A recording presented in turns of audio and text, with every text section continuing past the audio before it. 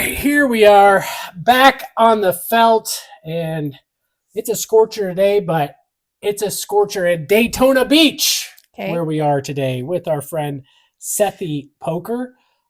He is playing a 1-2 game, right? That's going to come into play big in this hand. Okay. So, yeah, going back down to the roots, to the OG level of the 1-2 game, right? So we know those type of players. Let's see. What are those kinds of players?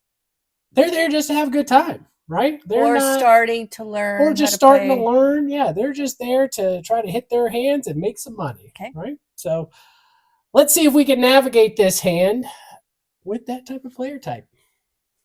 Are you ready? Yep. Let's go.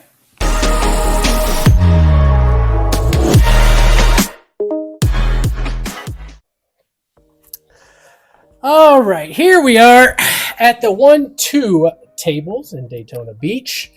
As you can see, we look down at ace-6 suited in early position. We see the blinds there right in front of us, so we're going to be first to act in this hand. Now, taking those dynamics we talked about of a 1-2 table, what are we thinking with ace-6 suited here? I don't really like it in early position, but if I were to play it, I'm going to just do a small raise of $12 to $15. Okay, and why are we raising to $12 or $15? What are we trying to accomplish? We're trying to get the limpers out. The blinds? The blinds, yeah. Okay. Yeah. Yeah, so I think my position in this ace-6 suited, too weak in to early be entering position. this in early position. I agree. I don't like this in early position. I would argue more for ace 2, 3, 4, 5 suited is acceptable, but ace-6, you're really just looking for a flush. So I would argue, I don't know if a small raise of 10 to 15 does much more considering this player pool. I would want to eliminate. I mean, I would fold. Yeah, I think I would fold this too. But if I was going to play it, if it's a splashier game and people are playing a lot of hands, I would make it bigger, like 20, 25, to really range in where I can play future streets with this hand. Because if I make it 10 to 15, I think I'm getting a lot of calls from the same hands that would have limped, if that makes sense. Okay. And then so now I'm out of position playing a tough hand. I disagree, but okay. Okay. That's fine. That's poker. I play more 1-2 than you. That's true. And you will see that Sethy actually agrees with you. He makes it $10 from early position. 12, 15. He's probably just trying to build a pot that he thinks he has the skill advantage for. Yeah. That's what I would assume is happening here. He's like, okay, these people that are going to call a limp are going to call $10 and I'll be able to outplay them on the flop. Considering the flop, we flop pretty good here. We do flop the nut draw. What are we doing? We are continuing. We're c-betting here. All right, so first, what are we thinking about? What are we thinking about the ranges of our opponents here to just call our initial open, right? Right. What do we think? So, we are going to, I'm isolating the single pair hands and the possible draws, like your straight draws, and your flush draws. Yeah. So I don't think anybody's got a set of kings or queens here. Right. Best hand out there is a set of 5s, I would say, and there's definitely a ton of one pair hands, king 10s, king jacks, and then there's the flush draws, right? So what do we think we're going to do here? Out of position with the nut draw. What do you want to do? I really don't like doing like a half pot size bet. Like I don't like that. I'd rather just make it a pot size bet and then isolate, the king, paired hands, the straights, and the flush draws. So you're gonna because I'm gonna build the pot here because they're not gonna let go of their hand that easy. Yeah. So you're gonna bet, hoping to get called by the kings and queens. Right, but I'm gonna make it. I'm gonna make it $40, and then I guess the sets raise you there, right? So then you can kind of know. Right. Okay. I'm okay with that play. Honestly, I'm okay with that play. Okay. Another play. I hate the standard $20 half pot. Another play, I think, out of position is the check. The check, but. And then you get some information about your opponents, whether they want to bet or check behind. Right? At the 1-2 game, no. You don't think a king bets? At 1-2, no. They're too scared to put any money into the pot, so you have to put the money in the pot for them. I mean, I do agree with that, but I do think King Jack would bet here. For sure. I think King anything would bet. I disagree. Go ahead. Oof. You don't think they're happy they hit their king and they want to bet? Mm-mm. Well, Sethy agrees with me this time. He is actually gonna check. Okay. The guy next to him bets $10, 1/3 pot. The small blind right across the table is gonna call. And does that change your opinion now that we checked? Yeah. Small bet, call small bet. What are we thinking now? I mean, it looks like he's going in for the raise here, man. But yes. What do you think, though? Okay. They like their hand. I'm going to disagree. So the pot was $30. Yeah, $32. These are the information that I got was it's the little single pair hands, like their king, their queen. Exactly. Jack, but does that mean that they like their hands? How much would he bet if he had a set? Yeah, they like it enough to bet a little. Exactly, right? They bet small, though. He's like, okay, let's bet $10. When's the last time you played 1-2? I just played up at Danville 1-2. I was waiting for seats. They don't. But I don't think $10 is a sign of strength. And especially the call behind from the other player, definitely not a sign of strength. So I'm okay raising here into two really kind of capped-ish hands. Okay. I don't expect a king to fold right now. Okay. But I do expect a queen to fold in a lot of kind of 10 like 9-10 hands, like gut shots, ace jack hands, stuff like that. Those will fold right now. But I want a king to call, and then I'll get that king to fold later. I think. So Sethy agrees with us. It does raise. Now, I disagree with his raise size. It's here. Too much. I would say too little. He bet 40. Oh, 40. I thought that was 100. Sorry. No, I thought that was like 115 or something. Yeah, I don't think 40... Yeah, what's our stack size? I don't know. He doesn't say our stack size. Oh, here it is right here. We got 230 left. Yeah, okay. So maybe 40 is the appropriate amount because we have to think about our stack size to bluff later if we have to bluff. So maybe we're starting to tell the story.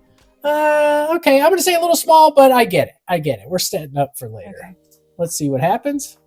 Okay, we do get one fold from the initial better. That's weird. Yeah. And then the initial caller calls. Okay. All right. 5 of diamonds on the turn. So what are we? So it's checked over to us now. So let's range our opponent, and then what are we going to do about it? All right. Our opponent.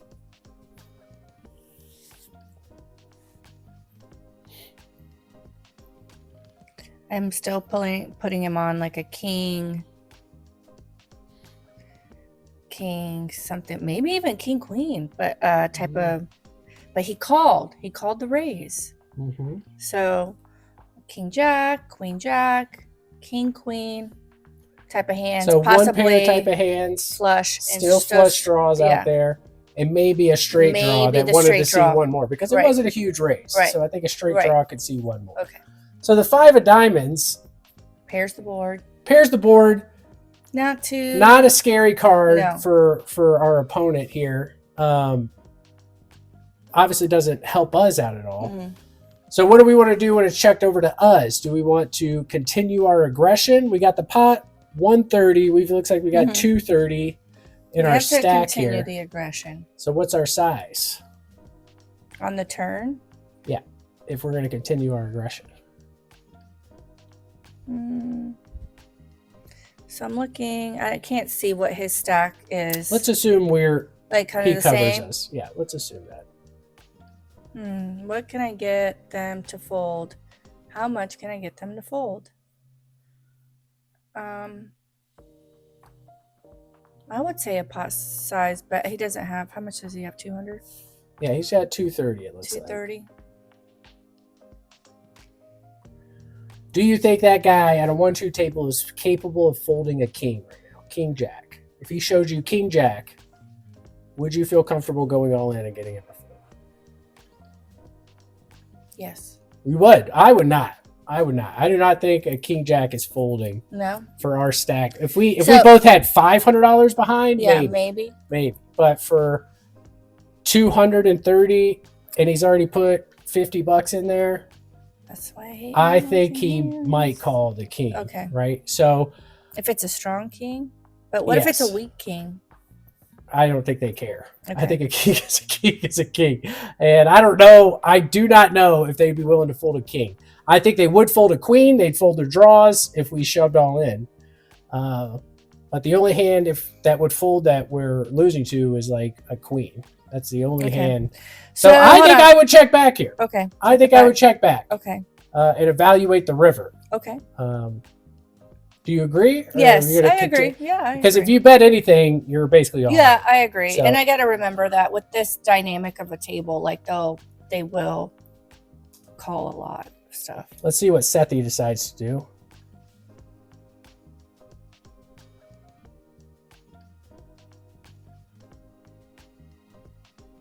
He checks back. Okay, cool. We were right. All right. 7 of diamonds on the river. We completely break out from our beautiful starting hand. Checks to us.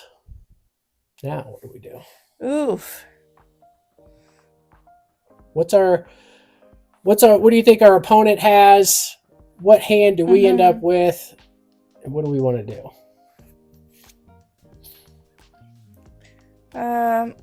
I don't like this. They keep checking to me. I do this sometimes when I do have it, though. It's a little bit. I guess if they had quads, maybe they do this. Yeah. I don't know what I do here if I brick it. I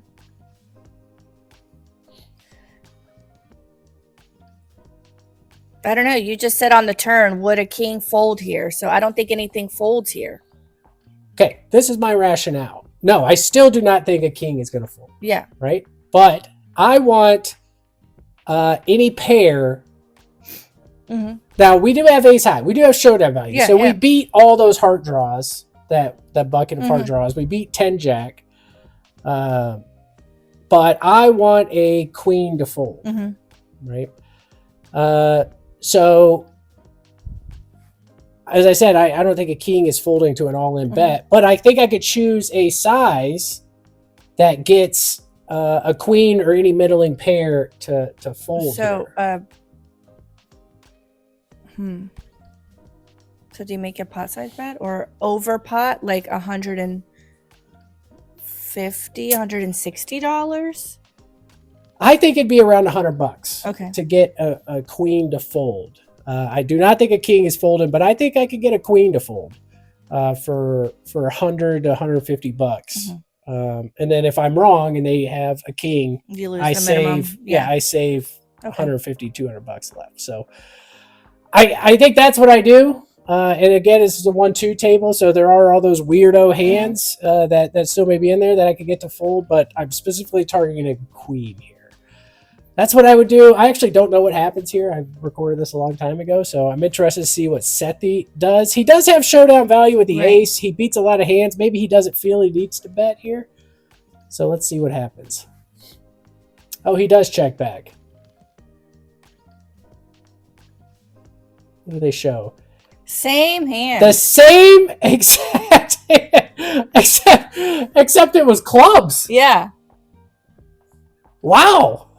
I can't say we bid that one at all, did we? Right? I guess we did say a couple times. This is a 1-2 game. Yeah. They do weird things. So that person out of position called a check raise with absolutely nothing. Mm-hmm. Backdoor runner straight nothing. Draw. Yeah, and then I guess that's one of those hands though that we would have been targeting on the river with a smallish bet. Right? But you do get weird stuff like that, and that you have to sit at the table for a while and start seeing the dynamic. Like it takes what, an hour or two to start seeing how people are playing. See how that person in particular, man, he's so wild. He has everything. I know. That would have helped me shape that bet on the river too. So, and then, I mean, because what did someone went all in with me, hoping for a runner straight or something. It was so odd. Yeah. They had middle pair. Yeah, I remember that. And they thought I had like a premium hand. Well, that was a cool hand though. Yeah. That was a 1-2 hand that showed the kind of dynamics of Sethy's a pro versus this person just there to have a good time on a Friday night or something. But I feel like $10, $15, $20 in these games, that's a lot of money for the stack size for the stack. 400. I mean, I was just looking at the table, and some of these guys just have $100 or $200. You know, they have to feel that out. You have to really see how they're playing, and so maybe 10 was the standard. But if it's you may be right. Maybe 10 was the standard open. But A6 off or A6 suited. Do you think that player would have called if I continued betting and I made it $40? Well, we check raised the flop, but then we kind of gave up on the turn and river. Yeah. I think yes, they would have folded if at any time you continue to show aggression. But obviously we're not bucketing A6 of clubs there. But I think the river bet might have got it done for like $100, $130. We might have got it through. Kind of interesting hand there. We bricked and ended up chopping, I guess. That's a weird chop. But all right. Until next time. Okay. Bye. Bye.